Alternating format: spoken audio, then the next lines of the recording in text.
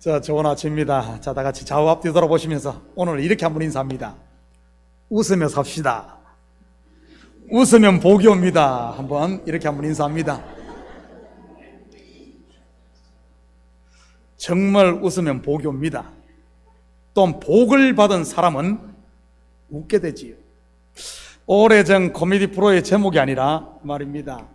흑백 TV에서 칼라 TV가 한참 보급되던 시절 웃으면 복이 와요라는 프로가 있었습니다. 배삼용 씨와 구봉서 씨를 일약 스타로 만든 그 프로 말이지. 그런데 어제 창세기를 강의하다 보니 복과 웃음이라는 주제가 아브라함의 이야기라는 사실을 알았습니다. 한번 확인해 볼까요? 창세기 12장 2절 3절입니다. 내가 너로 큰 민족을 이루고 내게 복을 주어 내 이름을 창대하게 하리니 너는 복이 될지라. 너를 축복하는 자에게는 내가 복을 내리고 너를 저주하는 자에게는 내가 저주하리니 땅의 모든 족속이 너로 말미암아 복을 얻을 것이라 하신지라. 창세기 21장 3절입니다. 아브라함이 그에게 태어난 아들 곧 사라가 자기에게 낳은 아들을 이름하여 이삭이라 하였고, 여러분 이삭이라는 이름의 뜻이 뭐죠? 계속해서 6절입니다. 사라가 이르되 하나님이 나를 웃게 하시니 듣는 자가 다 나와 함께 웃으리로다. 여기에 답이 있는데 이삭의 뜻이 뭘까요? 웃음입니다. 복을 받은 아브라함, 곧 복인 아브라함이 웃음이라는 아들 이삭을 낳게 됩니다. 다시 말해 복이 웃게 하고 웃으면 복이 오는 것이지. 물론 영적으로 보면 이삭은 예수 그리스도의 모형으로 그를 믿는 사람을 웃게 할 뿐만 아니라 그로부터 복음을 듣는 사람도 함께 웃게 한다는 이런 말입니다. 저는 우리 식구들이 가는 곳마다 웃음과 즐거움이 있기를 축복합니다. 복을 받은 우리가 복된 소식을 전함으로 말이지요. 성도가 웃음과 복의 전달자가 되어야지 웃던 사람도 울게 만들어야 되겠습니까? 평안을 전해야지 평안을 깨고 다녀서는 안 되는 것이지. 저는 우리 식구들의 마음에 처음 사랑을 회복해 우리 식구들이 가는 곳마다 웃음꽃을 피우고 담비와 거름이 되고 빛이 될 수 있기를 축복합니다. 식물도 꽃을 피우고 열매를 맺기 위해서는 세 가지 요소, 즉 거름과 물과 햇빛이 필요합니다. 이것은 성도도 마찬가지인 것이지.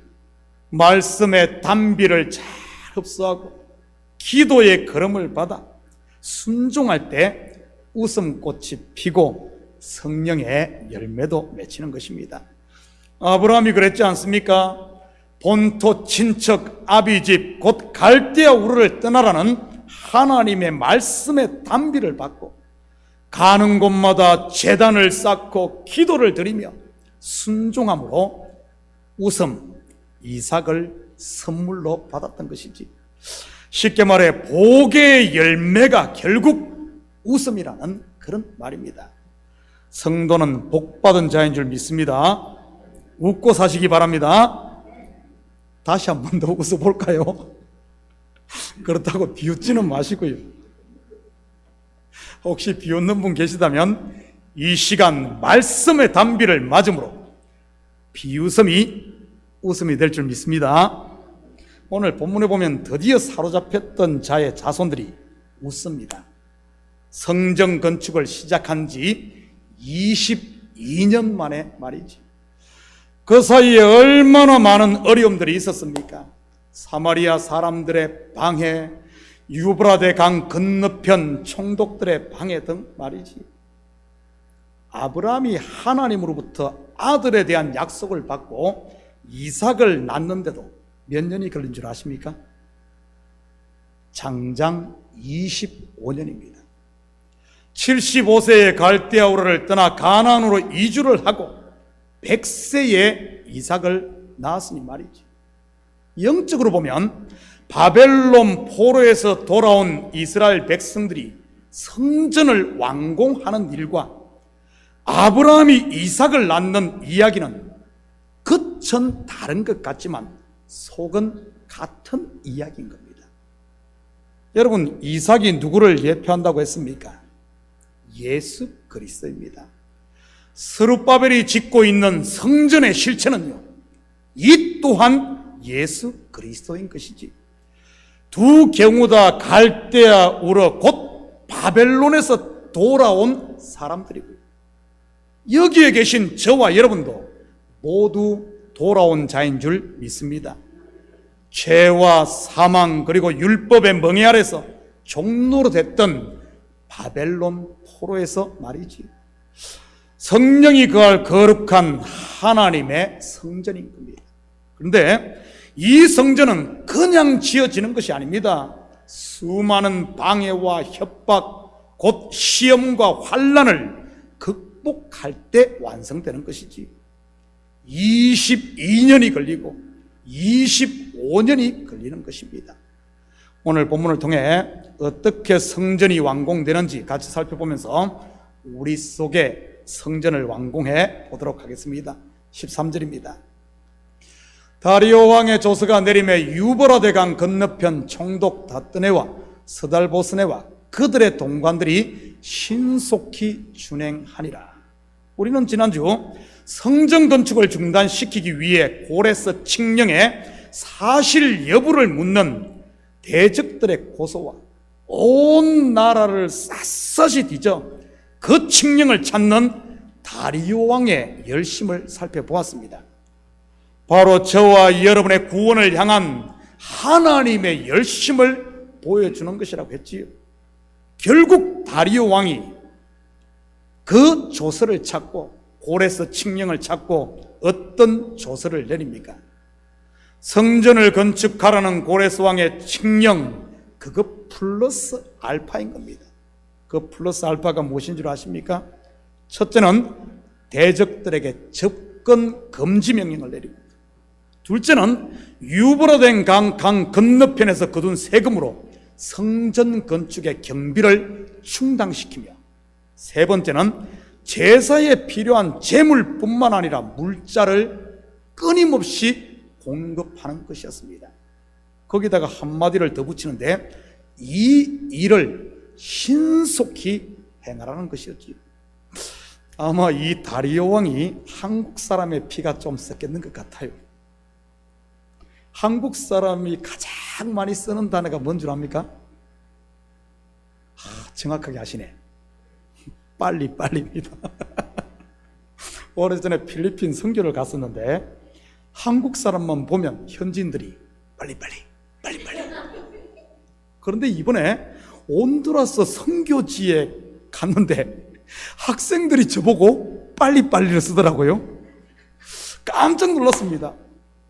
한국 사람들 다른 것은 변해도 빨리빨리는 변하지 않는 것 같아요.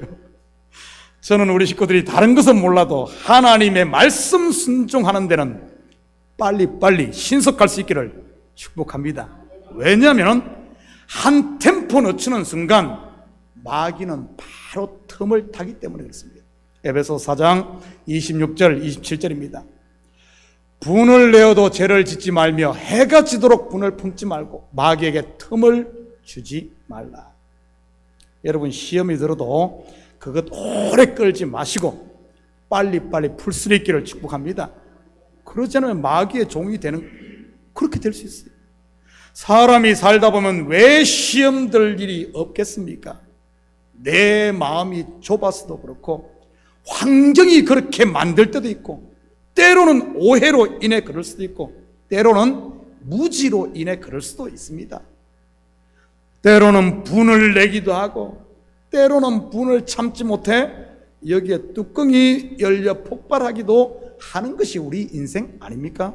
그렇지만 그것을 끌어안고 있다 보면 마귀가 틈을 타 가정이 때로는 깨지기도 하고, 관계가 틀어지기도 하고, 별 일들이 다 있게 되는 것입니다.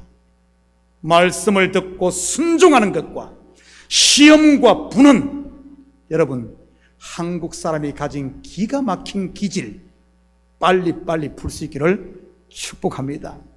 엉뚱한 데 빨리빨리 쓰지 마시고요. 저도 빨리빨리 다시 본문으로 돌아가겠습니다. 본문의 성전을 건축하라는 고레스 왕의 칙령과 다리오 왕의 조서는 영적으로 보면 하나님의 말씀을 상징하는 겁니다. 명령을 받은 사람들이 신속히 준행을 하지. 계속해서 14절입니다. 유다 사람의 장로들이 선지자 학개와 이또의 손자 스가랴의 권면을 따랐으므로 성전 건축하는 일이 형통한지라. 이스라엘 하나님의 명령과 바사왕 고레스와 다리오와 아닥사스다의 조서를 따라 성전을 건축하며 일을 끝내되, 여러분 여기 보면 하나님의 명령과 바사 왕들의 조서와 그리고 선지자들의 권면이 전부 한 라인에 서 있음을 보게 됩니다. 그리고 유다 사람들의 장로들이 이들의 소리를 들었고요. 후속사로 보면 성부 하나님께서 계획하시고 성자 예수님께서 순종하시며 성령 하나님께서 일하심이라고도 볼 수 있는 겁니다. 아니면은 하나님의 말씀을 목사가 설교를 통해 전달하고 교회의 리더들이 순종했다고 말할 수도 있는 것이고요. 그런데 중요한 것은 성전을 완공하는 일에 유다 장로들이 이들의 말을 들었다는 사실입니다. 하나님 라인에 있는 선지자들의 말, 하나님이 사용하시는 왕들의 말. 그런데 성전을 건축할 때 이들의 말만 있었을까요? 아닙니다. 주변에 수많은 대적들의 소리도 있었습니다. 나는 네 편이니 내가 돕겠다는 달콤한 사마리아 사람들의 당근의 소리도, 때로는 성전 건축은 반역이니 죽음이다 말은 죽을 것이라는 이 협박의 소리도 말이지. 이것은 지금 우리에게도 마찬가지인 것입니다. 얼마나 많은 유혹과 미혹의 소리가 들립니까? 우리가 귀를 솔깃하게 하는, 우리의 귀를 솔깃하게 하는 그런 말들 말이지. 이런 소리는 가만히 있어도 찾아와서 누군가 전해줍니다. 그것도 뇌물까지 사들고 와서 말이지. 이런 소리는 사방에서, 그리고 시도 때도 없이 들리는 것입니다. 식당을 가도, 카페를 가도, TV를 틀어도, 신문을 봐도, 핸드폰을 열어도, 심지어 교회에서까지 이런 사방의 소리는 들리는 거예요. 우리 마음에 성령이 거하시는 하나님의 성전 건축을 방해하는, 심지어 우리 속에 지어진 이 성전까지도 허무는 이런 대적들의 소리 말이지요. 그래서 교회 잘 다니던 사람들이 이런 소리에 귀를 기울이다가 시험 들어 교회를 떠나는 일도 종종 일어나지 않습니까? 저는 우리 식구들이 이런 사단의 속삭임에는 귀를 막고 선지자들의 권면, 곧 하나님의 말씀에 귀를 기울일 수 있기를 축복합니다. 성전을 거는 대적의 소리나 성령을 거스르게 하는 내 속에서 일어나는 욕망의 소리, 육신의 소리에 귀 기울이지 마시고요. 그럴 때 하나님의 성전이 내 속에 차곡차곡 지어져 바로 완공되는 것이니까요. 계속해서 16절입니다. 이스라엘 자손과 제사장들과 레위 사람들과 기타 사로잡혔던 자의 자손이 절거이 하나님의 성전 봉헌식을 행하니, 성전이 속에 완성되자 이들은 이 성전을 하나님께 봉헌합니다. 그것도 절금으로 말이죠. 여러분, 성전을 봉헌한다는 말이 무슨 의미겠습니까? 예배당 건물을 지어 이것은 하나님 것입니다 하며 헌당식 하는 게 봉헌일까요? 그렇게 하나님께 드렸다고 하면서 왜 그리들 싸웁니까? 서로 교회에서 주인 노릇, 대장 노릇 하려고 하는 것들 말입니다. 그렇게 싸울 바에야 차라리 헌당식을 하지를 말지. 성전을 봉헌한다는 말이 영적으로 무엇을 의미하는지 우리 아브라함을 통해 다시 한 번 더 살펴보도록 하겠습니다. 서두에서 말씀드렸듯이 아브라함이 아들 이삭을 낳는 것은 본문의 성전 건축과 맥을 같이 하는 이야기라고 했습니다. 아브라함이 아들 이삭을 낳아 하나님께 어떻게 어떻게 드리던가요? 창세기 22장 4절에서 6절입니다. 제3일에 아브라함이 눈을 들어 그곳을 멀리 바라본지라. 이 아브라함이 종들에게 이르되 너희는 나귀와 함께 여기에 기다리라. 내가 아이와 함께 저기 가서 예배하고 우리가 너희에게로 돌아오리라 하고, 아브라함이 이에 번제나무를 가져다가 그의 아들 이삭에게 자기는 불과 칼을 손에 들고 두 사람이 동행하더니. 여러분, 여기서 핵심 단어가 무엇일 것 같습니까? 두 사람이 동행하더니입니다. 여기서 동행은 두 사람이 그냥 함께 걷는 것을 말하는 것이 아니라 한 멍에를 지고 번제를 드린다는 이 드리기 위한 한 멍에를 지고 같이 걷는 겁니다. 하나님께 번제를 드리기 위해 아들 이삭은 나무를 지고 아버지 아브라함은 번제를 드리기 위해 불과 칼을 손에 들고 한 멍에를 지고 동행하는 것이죠. 무슨 말입니까? 아브라함이 아들 이삭만 번제로 드리고 죽이러 가는 것이 아니라 함께 죽으러 가는 겁니다. 함께 죽으러 가는 겁니다. 이것을 본절에서는 동행이라고 했던 것이고요. 영적으로 풀어볼까요? 우리 하나님이 하늘에 계시며 자기 아들만 이 땅에 보내 너 죽어, 나는 여기 피해 있을 테니까, 그런 의미일까요? 아버지가 자식 너는 죽어 나는 살 테니까 그걸까요? 신랑 된 그리스도가 너는 죽어 하면 나는 살 테니까 이걸까요? 하와가 선악과를 따먹자 아담이 같이 그것을 몰라서 그랬을까요? 같이 먹는 겁니다. 한 멍에를 지고 함께 죽는 것, 이게 동행입니다. 성경에서 말하는 봉헌이 바로 이런 것이지. 아브라함이 드린 이삭을 제단에 하나님께서 받으셨잖아요. 성전을 받은 겁니다. 바로 이게 봉헌이에요. 입술에서 꿀이 떨어지듯이 말만 번들어하게 하는 것이 봉헌이 아니라, 짐승만 잔뜩 갖다 잡는 게 봉헌이 아니라 자기 자신을 드리는 것이 바로 봉헌인 것입니다. 자기를 부인하는 것 말이지. 사로잡혔던 자의 자손들이 완공한 스룹바벨 성전의 실체가 누구라고 했습니까? 바로 예수 그리스도인 겁니다. 성전 봉헌은 곧 예수 그리스도를 하나님께 올려드린다는 뜻이고요. 그런데 신랑 되시는 예수님께서 이 땅에 오신 목적이 뭐죠? 신부를 데리러 온 겁니다. 그런데 신부 없이 혼자만 돌아갈 수 있겠습니까? 아니요, 그럴 수 없는 것이지. 정리하면 교회인 내가 그리스도와 하나가 될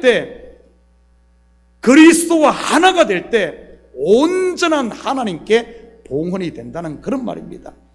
그러기 위해서는 아브라함과 이삭이 그랬던 것처럼 예수님께서 십자가를 짓다면 우리도 같이 그 십자가의 멍에를 함께 져야 된다. 함께 질 때 예수님이 십자가에 죽었듯이 우리도 매 순간 나의 옛사람을 그 십자가에 죽을 때 한 멍에 아래가 되고 그렇게 드려지는 것이 하나님께서 받으시는 봉헌이라는 사실입니다.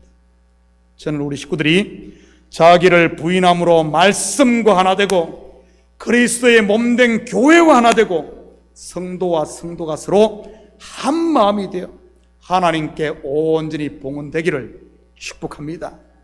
그럴 때 주인의 즐거움의 잔치에 참여하고 그 주인의 즐거움이 곧 나의 즐거움이 되고 그분의 웃음이 곧 나의 웃음이 되는 것이니까요. 19절 20절입니다.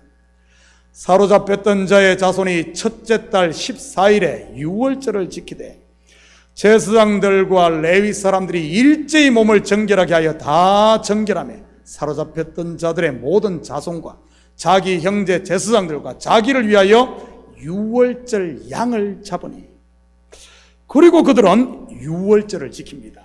후속 역사에서 유월절이 갖는 의미가 뭐죠? 어린 양의 피를 문설주에 바르고 애굽에서 해방된 그 밤을 기념하는 유월절 말이지. 바로 죄와 사망에서 해방된 구원의 날, 곧 십자가의 처음 사랑을 말하는 것 아닙니까? 요한계시록의 표현으로 하자면 처음 사랑을 회복했다는 그런 말입니다. 그들이 유월절을 지켰다는 말은 처음 사랑을 회복했다는 말. 율법의 누룩을 제하고 오직 은혜로만 사는 이 무교병을 먹는 그 은혜를 회복했다는 말이지. 저는 우리 교회를 포함해 이 시대 교회가 회복해야 할 영적인 절기가 바로 이 유월절 아닌가 생각을 합니다. 처음 사랑을 회복하는 것 말이지. 누구나 처음은 성령으로 곧 은혜로 다 출발을 합니다. 교회, 성도는 말이지.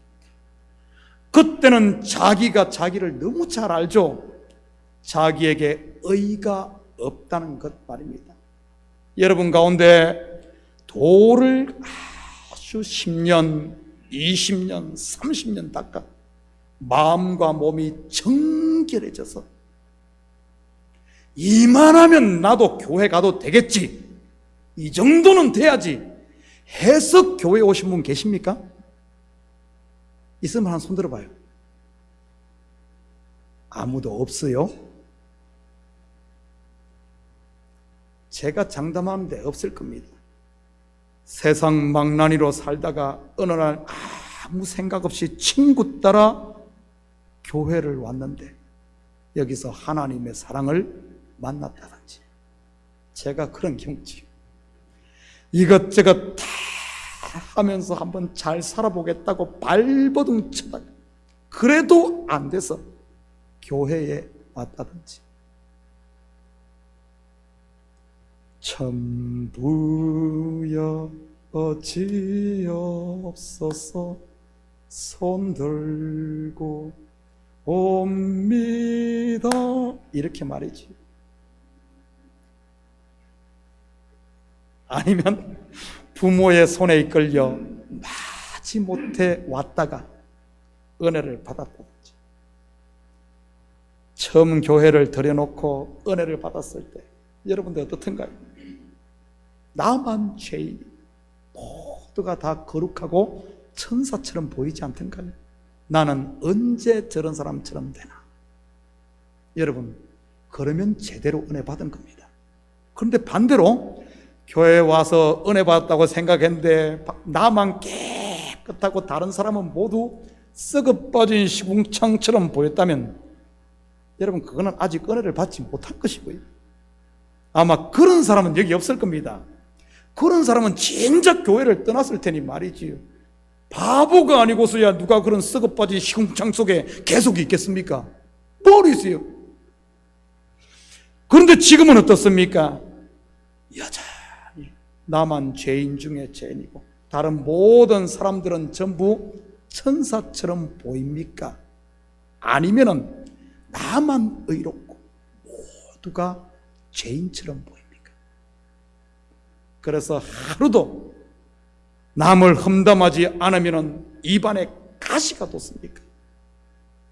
그 옛날 안중근 의사는, 의사가 아니죠, 의사라 그러나 안중근 의사는 명심보감에 나오는 말을 인용해 하루도 책을 읽지 않으면 입안에 가시가 돋는다고 했는데 말이죠.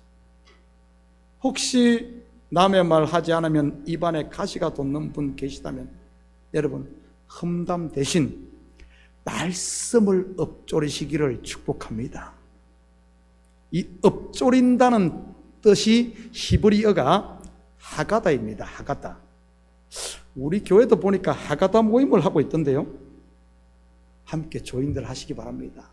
입에 가시가 돋는 사람, 그냥 가만히 있으면 입에 가시가 돋는 분들은 이런 모임에 좀 조인해가지고 말씀을 읊조리시기를 바랍니다. 남편성이 문신 어떤 분이 인도하고 있다고 들었습니다.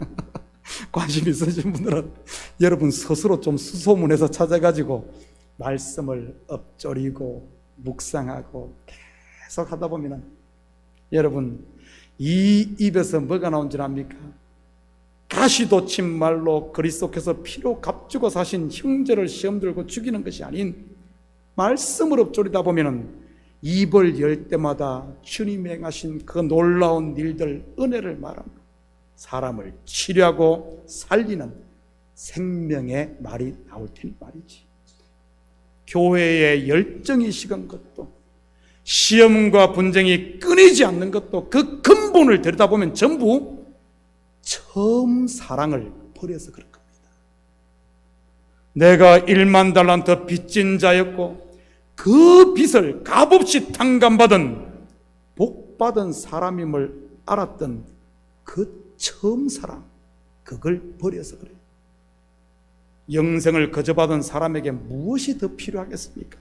무엇이 더 그러한 감격을 꺾을 수 있겠으며 그 즐거움을 빼앗아갈 수 있겠습니까? 조카도다, 조카도다. 여러분 처음 사랑받았을 때 조카도다, 조카도다. 차가 가다가 빵구가 나도 조카도다. 내일 끓일 것이 없어도 조카도다.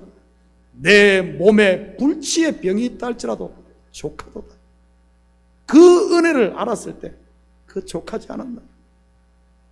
지금 죽어도 좋다는 그런 사람에게 말이죠. 그런 사람에게 무엇이 그 즐거움을 뺏어갈 수 있겠습니까? 그러니 그 처음 사랑 안에 있을 때는 무슨 소리를 들어도 그냥 허허 웃으면서 그냥 지나갈 수 있었던 겁니다. 왜냐하면 내가 하나님으로부터 받은 그 사랑에 비하면 내 삶에 있는 이런 크고 작은 문제들은 전부 세상 표현으로 한다면 세 발의 피에 불과하니 말이지. 저는 우리 교회가 이 영적인 이 유월절을 지킴으로 처음 사랑을 회복해 이런 좀 여유있고 세상 것에 매이지 않고 좀 자유로울 수 있는 족한 인생들이 되시기를 주님에는 부탁드립니다.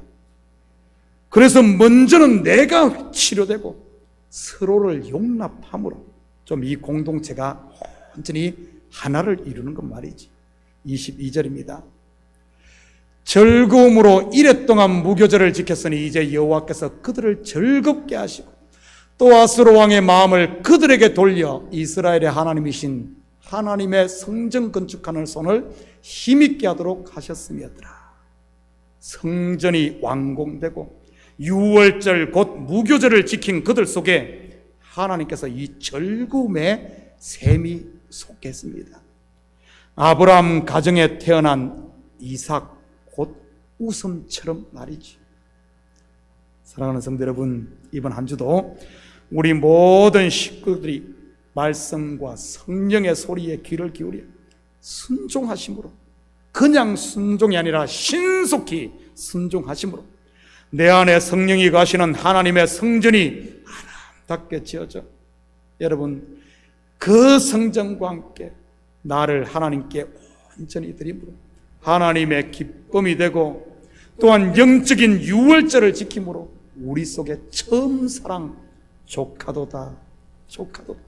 이 처음 사랑을 회복해 우리 식구들이 가는 발걸음마다 웃음이 있고 사람들을 웃게 함으로 웃으면 복이 오고 복이 웃음을 낳는 이 시대 복의 전달자, 웃음의 전달자로 사는 한 주가 되시기를 예수님의 이름으로 축복합니다. 같이 기도하십시다. 사랑의 아버지 하나님, 참으로 감사를 드립니다. 우리를 복되게 하시고 아버지 하나님, 우리 속에 이삭 곧 웃음을 주신 하나님, 분명 하나님께서는 우리를 웃게 했는데 그 웃음은 강고 덥고 아버지 하나님 한숨 소리만 우리 입에 있지는 않습니까? 아버지 하나님, 이 시대 유월절을 회복하게 하시고 성전이 온전히 아버지 함 치어져 이제는 나는 그리스도와 함께 죽고 그리스도가 내 속에 사는 둘이 아니라 하나로 삶으로 말미암아 다시 우리 삶의 웃음꽃이 피게 하시고 즐거움의 잔치가 계속되는 우리 성도들 삶이 될 수 있도록 축복하여 주시옵소서. 감사드리며 예수님의 이름으로 기도드립니다. 아멘. 자, 우리 다 같이 자리에서 일어납니다. 찬송 502장 함께 찬송 드리시며 축도로 예배를 마칩니다.